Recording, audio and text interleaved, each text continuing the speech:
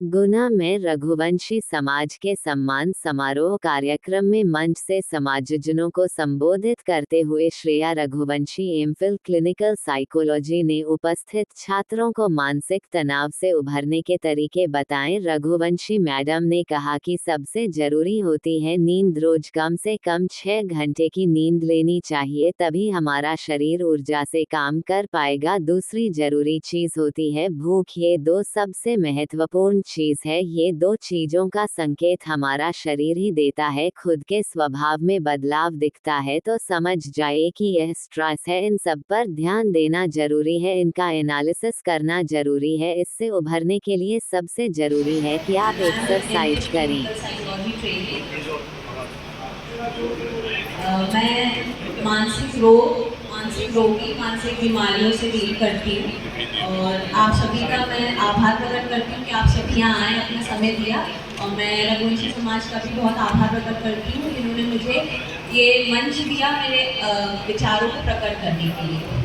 सबसे पहले मैं बात करना चाहूँगी, आज मैं स्पेसिफिकली जिन लोगों को एड्रेस करना चाहूँगी वो है हमारे स्टूडेंट्स, क्योंकि आप लोग 10वीं पास करके 12th पास करके यहाँ पे बैठे हुए हैं। इसके बाद बहुत से आप लोग हैं जो आगे आईआईटी की प्रिपरेशन के लिए जाएंगे, नीट की प्रिपरेशन के लिए जाएंगे, कॉम्पिटिटिव एग्ज़ाम जो होते हैं उसकी प्रिपरेशन के लिए जाएंगे। तो जब हम ये प्रिपरेशन करते हैं काफ़ी कंपटीशन आता है, बहुत सारी चीज़ें होती हैं, बहुत सारे फैक्टर्स होते हैं जो हमें अफेक्ट करते हैं।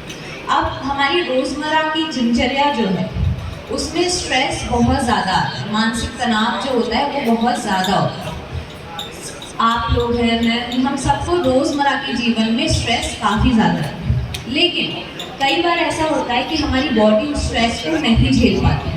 जो स्ट्रेस होता है, जो तनाव होता है, वो हमारी मेंटल स्टेट को अफेक्ट करने लगता है। We get overburden by it. तो हम कैसे पता करें? काफ़ी लोगों का मुझसे सवाल होता है कि क्या इन लक्षणों को पहचाना जा सकता है कि जब आप मानसिक तनाव में रहते हैं तो किस तरीके से हम इन लक्षणों को पहचानें। सबसे पहले जो आपका शरीर है वो आपको सबसे पहले संकेत देता है कि जो आपकी मानसिक स्थिति है उस पर प्रभाव पड़ रहा है, जो स्ट्रेस है, जो तनाव है वो बहुत ज़्यादा हावी होता है। तो सबसे पहले किस चीज़ से हमें पता लगता है कि कैसे हम पता करें कि हमारी चीज़ में बदलाव आ रहा है। पहली चीज़ है नींद।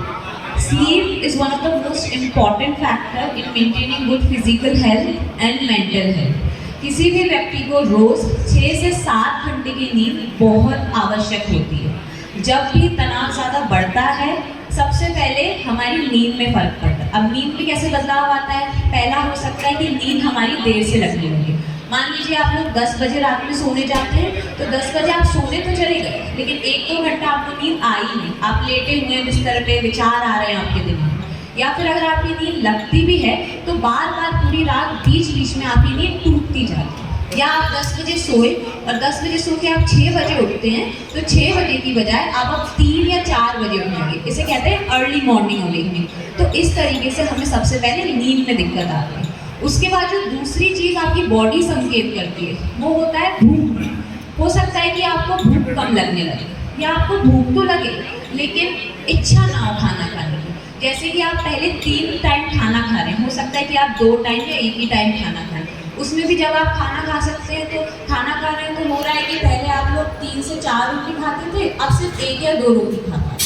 तो ये तो 2 सबसे इम्पॉर्टेंट चीज़ हुई, एपेटाइट यानी कि भूख और स्लीप यानी कि नींद। ये 2 चीज़ें हमारी बॉडी हमें संकेत करती है। इसके अलावा और क्या क्या सिम्टम्स हैं या क्या क्या लक्षण हैं जो हम खुद पर्सनल लेवल पे पता कर सकते हैं। जो भी हम माता पिता आए हैं वो अपने बच्चों में अगर उनके स्वभाव में, उनके बर्ताव में, उनके व्यवहार में कुछ चेंजेस, कुछ बदलाव देखते हैं, या जो स्टूडेंट्स हैं अगर आपको अपने खुद में बदलाव दिखता है अपने स्वभाव में या अपने दोस्तों में, तो इसका मतलब है ये लक्षण है, ये एक इंडिकेशन है कि आप जो स्ट्रेस है उससे आपकी बॉडी पे, आपकी मेंटल स्टेट पे अफेक्ट पड़ रहा है।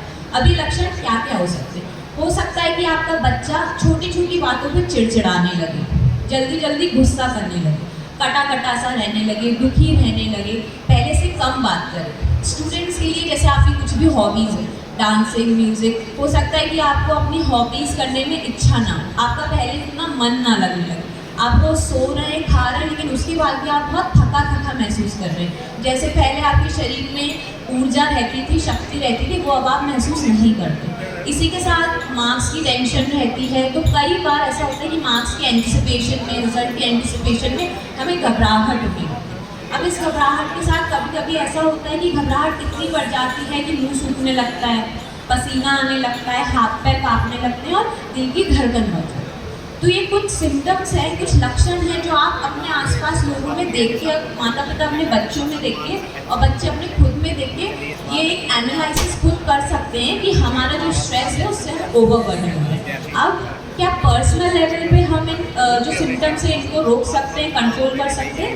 बिल्कुल कर सकते हैं। दो तीन छोटी छोटी चीज़ें हैं जिनको आप फॉलो करेंगे। अगर आप स्ट्रेस में हैं और आपकी बॉडी में सिम्टम्स आ रहे हैं तो सबसे पहला काम आप करिए फिजिकल एक्सरसाइज। अगर आपको अपने लिए, अपने फ्यूचर के लिए नेगेटिव थॉट्स आ रहे हैं, आप दुखी रहने लगे, बॉडी बहुत लेथार्जिक फील करिए, यानी थका थका महसूस करिए, तो आप भागिए, दौड़ लगाइए। जो लोग दौड़ नहीं लगा सकते वो जॉगिंग करें, जो जॉगिंग नहीं कर सकते वो तेज स्पीड वॉकिंग करें। जब जॉगिंग को, रनिंग को प्रेफरेंस इसलिए दी जाती है क्योंकि जब आप दौड़ते हैं तो रक्त संचार होता है। रक्त संचार, ब्लड फ्लो जो होता है वो ब्रेन तक पहुंचता है और ब्रेन में डोपामाइन और सेरोटोनिन करके जो न्यूरोट्रांसमीटर्स हैं जिन्हें हैप्पी हार्मोन कहा जाता है वो निकलते हैं। तो इससे आपका मूड स्टेबलाइज होता है। इसी के साथ अगर बहुत सारे विचार आपको आ रहे हैं, बहुत आप घबरा रहे हैं, बहुत दिल की धड़कन बढ़ रही है, तो इसके लिए आप करें रिलैक्सेशन। रिलैक्सेशन में आप मेडिटेशन कर सकते हैं और डीप डीप रिलैक्सेशन कर सकते हैं। गहरी सांसें लेना और गहरी सांसें छोड़ना, पेट से सांस लेना। इसी के साथ दूसरी चीज़ जो होती है वो होती है कुछ मूड स्टेबलाइजर फूड होते हैं, जैसे कि दही, योगर्ट, बनाना, केला और डार्क चॉकलेट। ये तीन बहुत ही इफेक्टिव मूड स्टेबलाइजर फूड हैं जिनको आप ले सकते हैं।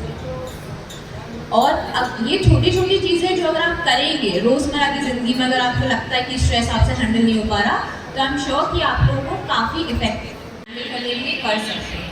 अगर आपसे हैंडल नहीं होती, अगर माता पिता को लगता है कि बच्चे खुद हैंडल नहीं कर पा रहे हैं, प्रॉब्लम बड़ी है, या बच्चों को लगता है कि मुझसे हैंडल नहीं हो पा रही है, तो आप लोग फैमिली में बातचीत करें and please take professional help. कुछ भी घबराने की, हिचकिचाने की और शर्माने की ज़रूरत नहीं है। There's no need to be conscious about it। हर जगह मदद अवेलेबल है, आपको पहला कदम बढ़ाना है। समिंग अप, मैं बस ये बोलूँगी, स्टूडेंट्स गाइस, आप लोग इस एज में हैं जहाँ हमारी बहुत सी आशाएं रहती हैं, बहुत उम्मीदें, बहुत इच्छाएं रहती हैं।